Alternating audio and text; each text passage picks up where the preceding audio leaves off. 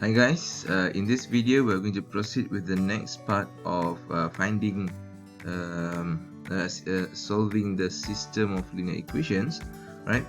Previously in a previous video we did a process of solving a linear equation by using inverse, where if you can remember we did not really get the same answer. Right? I have to check it. You should get this answer actually.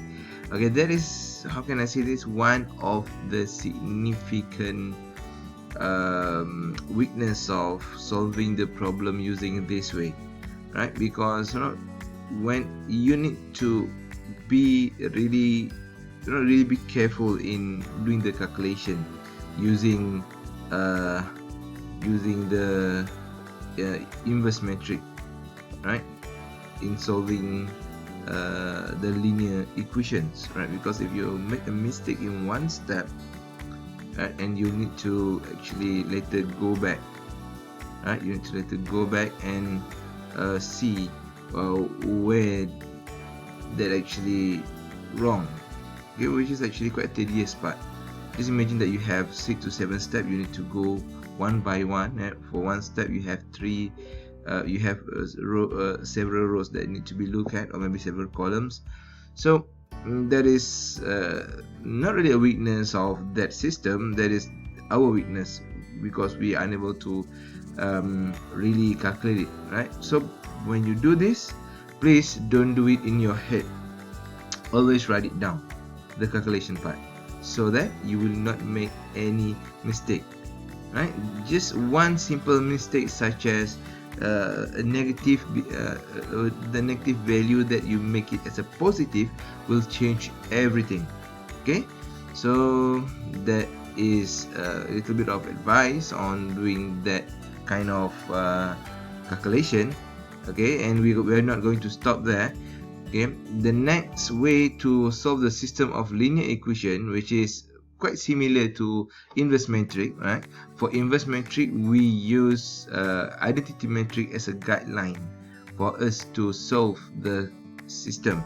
As for this one, it is Gaussian elimination and Gauss-Jordan elimination. The way is quite similar. It is just that it doesn't really need the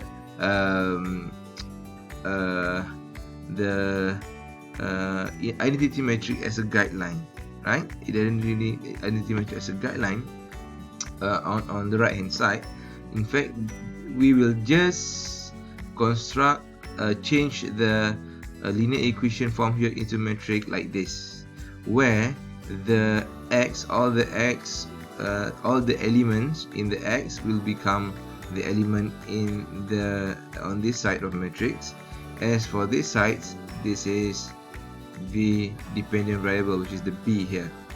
Okay, so these methods rely heavily on your knowledge of REF and RREF, if you can remember the type of matrix.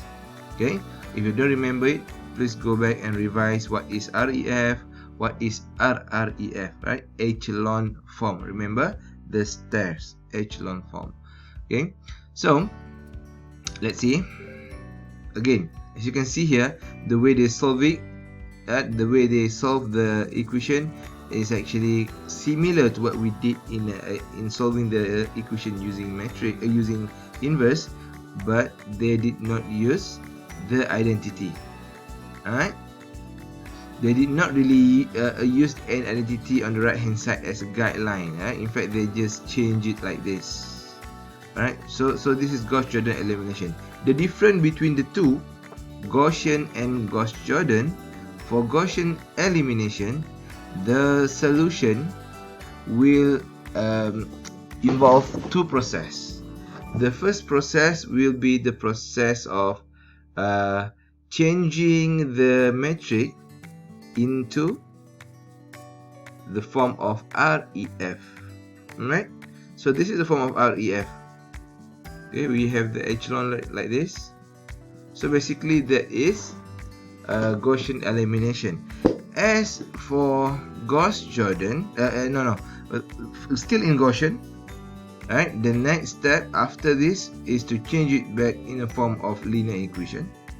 So what is the first row will be, what is the second row will be, and what be the third row will be. And then from this point we are going to use the simultaneous equation way to find the x1, x2, x3. Okay, that is Gaussian elimination. The next one is Gauss-Jordan elimination.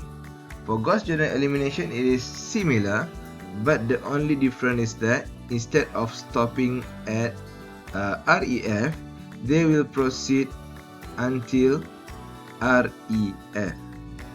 Okay, REF. So instead of just solving for leading one and just leave it with the kind of upper rectangular metric where you have the number at the other side of that diagonal elements, they solve for everything. Any value that is actually in the same column of the leading one will be changed to 0, right? Just like this one. So you have leading one in row column 1, column 2, column 3. All of them will be changed to 0. Okay. So if you take this example, what can I say is that okay, this part is actually already sufficient for Gaussian elimination, where you have you have resolved it in a form of row echelon form. Okay, but if it is Gauss-Jordan, you are going to proceed to solve for every element that within the same row of leading one. So you have all of the rows, all of the columns here contain leading one. So all of other elements then leading one should be 0. That's what they did here. Okay, so as you can see, Gauss-Jordan usually will give you directly what is the answer of x1, x2, x3 for this case. Right, as you can see that x1 is 1, x2 -1, x3 2. So there is no need to proceed with simultaneous equation. That is the main difference between Gauss elimination and Gauss-Jordan elimination. Alright, so now we're clear on that. Let's try to do this question.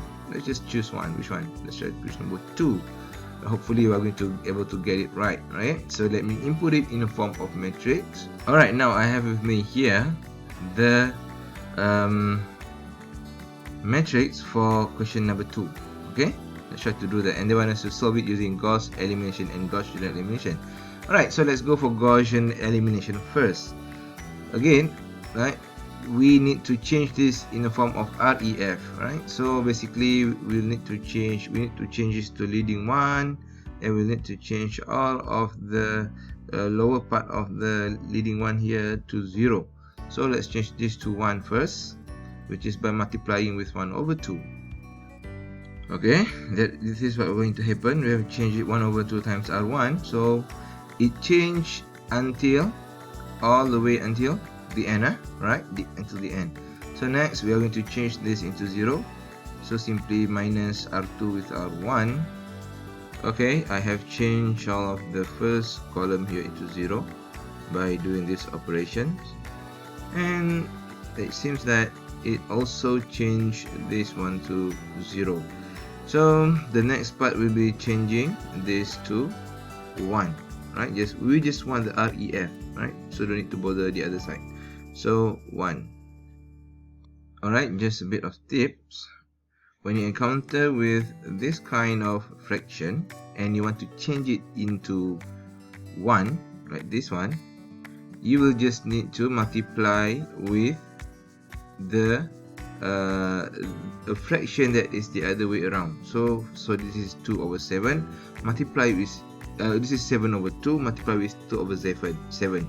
I put it as negative because to make it positive, negative, negative, positive. That is kind of tips, right? So as you can see, this is what I get, and the next one, hopefully the last one, will be changing this into 1, right? So to get this 1, so we need to multiply with -1/5. Okay, so as you can see here, sorry, it should also be 1 just now. Sorry. Alright, this is the correct one.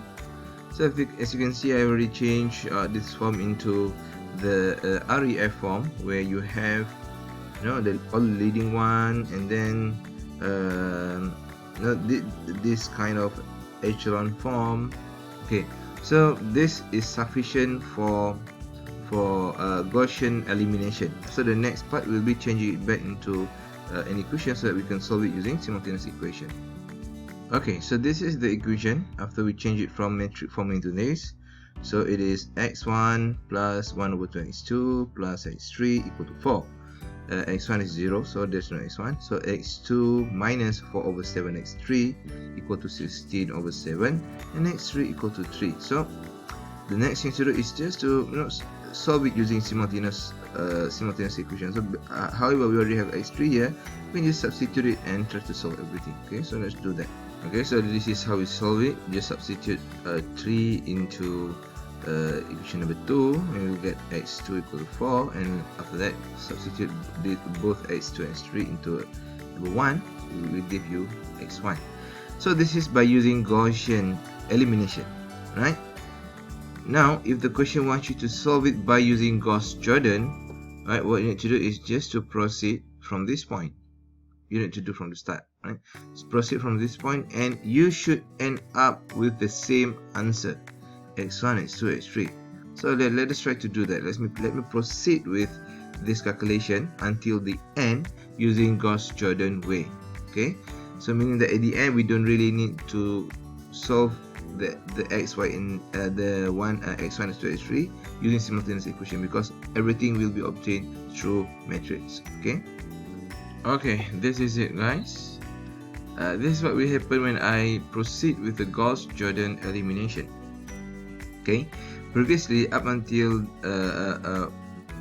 for Gaussian elimination, we just solve until REF, and later solve it by using simultaneous equation, and we get x1 negative 1, x2 4, and x3 equal to 3. Now if you want to solve it using Gauss-Jordan elimination, right, the highlighted step here is actually the additional step that I take to solve it using a Gauss-Jordan elimination. So as you can see, now from this point of Gaussian elimination, where you have the REF form, we are going to change it in the form of RREF, where if you remember, we need to make sure that all columns that contain leading 1, all other elements in the columns that contain leading 1 should be 0, meaning, so we have this leading 1, and this column seems to have no problem of 0. So let's move to the next column, which is this. So we have this leading 1 here, and we should change this to 0. Okay, and for this one, we have leading 1 here, so all of the other elements in that column should also be 0. So basically we need to change it into this form. So this is what I did. I change this first, okay, by using this operation, and then okay, I move to the next step, the last column. So I change this 9 over 7 into 0, and then I change negative 4 over 7 to 0. So hence I get this. Okay, let's check whether it's consistent with Gaussian elimination or not. So we have x1 equal to negative 1, check, and we have x2 equal to 4, check, and of course we have x3 remain untouched here as 3. Okay, so that is Gaussian and Gauss-Jordan elimination, right? Okay, so thank you.